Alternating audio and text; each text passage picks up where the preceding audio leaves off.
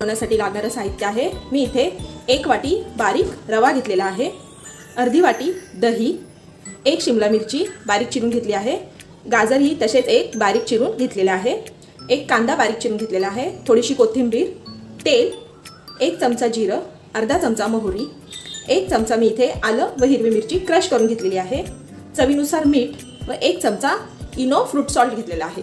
चला तर मग रव्याचे आप्पे बनवूयात. मी इथे एक बाउल घेतलेला आहे, त्यामध्ये मी रवा टाकते. रवा, दही व चवीनुसार मीठ टाकायचे व हे मिश्रण आपल्याला सर्व एकत्र मिक्स करून घ्यायचे.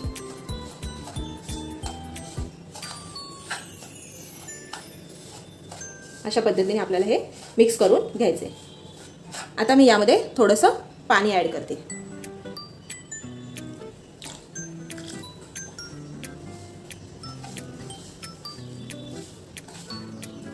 अशा प्रकारे आपल्याला एक स्मूथ बॅटर तयार करून घ्यायचं आहे. तुम्ही पाहू शकता आपलं बॅटर रेडी आहे. आता आपण हे बॅटर 10 ते 15 मिनिटे रेस्ट करण्यासाठी ठेवणार आहोत. इथे मी कढई गॅसवर तापायला ठेवली, त्यामध्ये मी साधारण 1 चमचा तेल टाकत आहे. तेल तापले की आपण त्यात जिरे, मोहरी व जिरे मोहरी तडतडले की त्यात आपण कांदा टाकणार आहोत व एकत्र आपल्याला हे परतून घ्यायचे.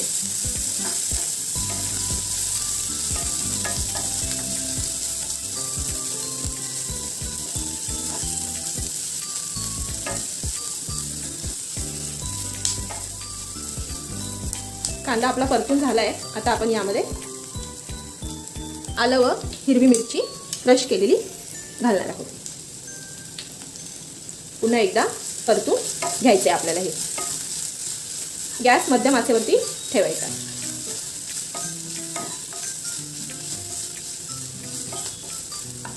आता आपण यामध्ये शिमला मिरची व गाजर देखील घालून पुन्हा एकदा परतणार आहोत.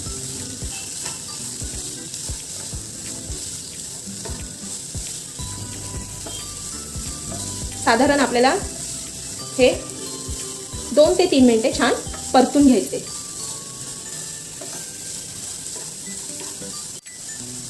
यामध्ये मी थोडंसं मीठ घालते. मीठ कमीच घालायचे कारण आपण बॅटरमध्ये देखील मीठ घातलेलं आहे.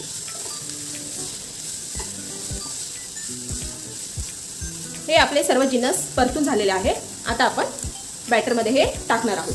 15 मिनिटे झालेली आहेत. आता आपण या बॅटरमध्ये मगाशी जे आपण परतून घेतले होते ते जिन्नस घालायचे. वरतून भरपूर कोथिंबीर घालायची व हे सर्व आपल्याला पुन्हा एकदा मिक्स करून घ्यायचे. तुम्ही यामध्ये तुमच्या आवडीच्या भाज्या देखील घालू शकता. कोबी घालू शकता, वाफवलेले मटार घालू शकता, फरसबी घालू शकता. अशा प्रकारे तुम्ही वेगवेगळ्या भाज्या यामध्ये घालू शकता. आता हे मिक्स झालेलं आहे. खूप छान कलरफुल दिसते हे बॅटर. मी यामध्ये 1 चमचा इनो घालत आहे व त्यावरती थोडंसं पाणी घालत आहे इनोला ॲक्टिवेट करण्यासाठी. पुन्हा आपल्याला हे मिश्रण एकत्र करून घ्यायचं आहे.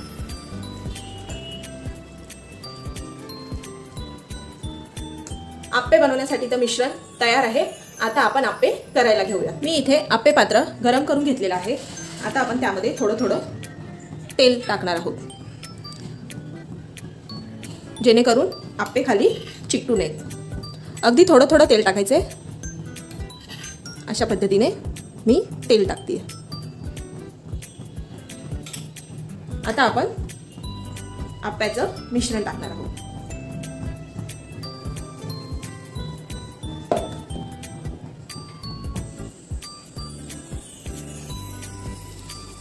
मिश्रण टाकताना गॅस मंद आचेवरती ठेवायचा आहे.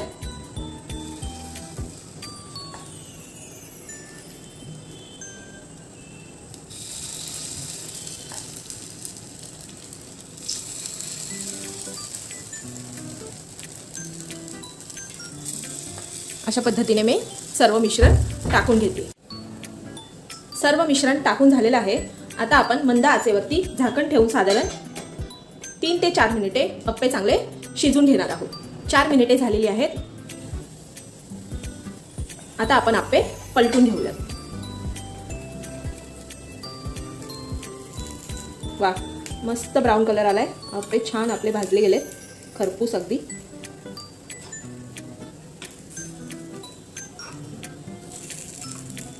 अशा पद्धतीने ते अप्पे आपल्याला चाकूच्या सहाय्याने पलटून घ्यायचे।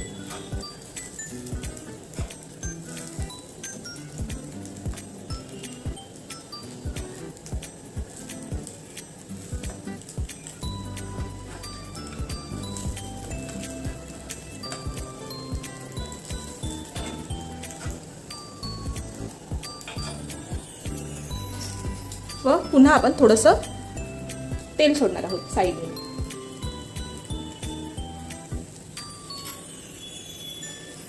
व झाकण ठेवून साधारण 2 मिनिटे पुन्हा अप्पे आपण वाफवून घेणार आहोत।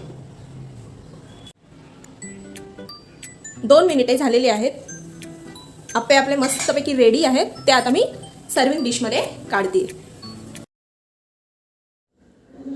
तर आपले हे मस्त गरमागरम झटपट होणारे रव्याचे अप्पे तयार झालेले आहेत। चला तर मग पाहूयात आता दुसरा प्रकार। ती एक पॅन ठेवलेला आहे, त्यामध्ये पाव कप बदाम, पाव कप काजू व मोठे 2 चमचे मी ते पिस्ते घेतलेले आहेत। तर ड्रायफ्रूट्स तुम्ही तुमच्या आवडीनुसार कमी जास्त घेऊ शकता। व आपल्याला हे अगदी लो फ्लेमवरती साधारण 2 ते 3 मिनिटे रोस्ट करून घ्यायचं आहे। तर हे पहा, ड्रायफ्रूट्स मी रोस्ट करून घेतलेले आहेत।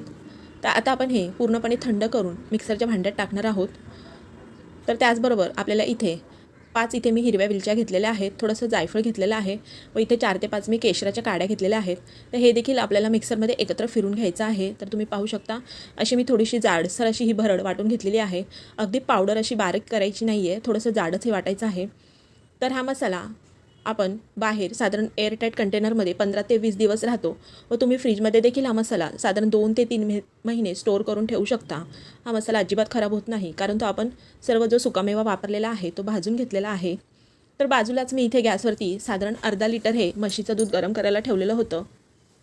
तर शक्यतो मसाला दूध करण्यासाठी म्हशीचंच दूध वापरावं, कारण ते घट्ट असतं व त्याचं मसाला दूध चवीला खूप छान लागतं व दूध हे लवकर आटतं। तर साधारण मध्यम आचेवरती अशा पद्धतीने सतत ढवळत आपल्याला हे दूध आटवून घ्यायचं आहे। तर तुम्ही पाहू शकता, दूध हे बऱ्यापैकी आटलेलं आहे। तर आता मी यामध्ये पाव कप साखर टाकते।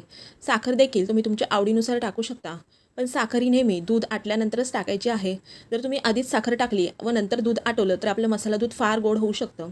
तर आता यामध्ये मोठे 3 चमचे मी हे दुधाचं जे आपण मसाला बनवून घेतलेला होता तो टाकते व हे देखील आपण दुधामध्ये व्यवस्थित मिक्स करून घेऊयात। तर तुम्ही पाहू शकता, आपण यामध्ये केसर टाकलेलं होतं, त्यामुळे दुधाला छान असा पिवळसर रंग आलेला आहे। तर हे पावडर टाकल्यानंतर साधारण 2 ते 3 मिनिटे आपल्याला हे दूध अशाच पद्धतीने सतत ढवळत शिजून घ्यायचं आहे।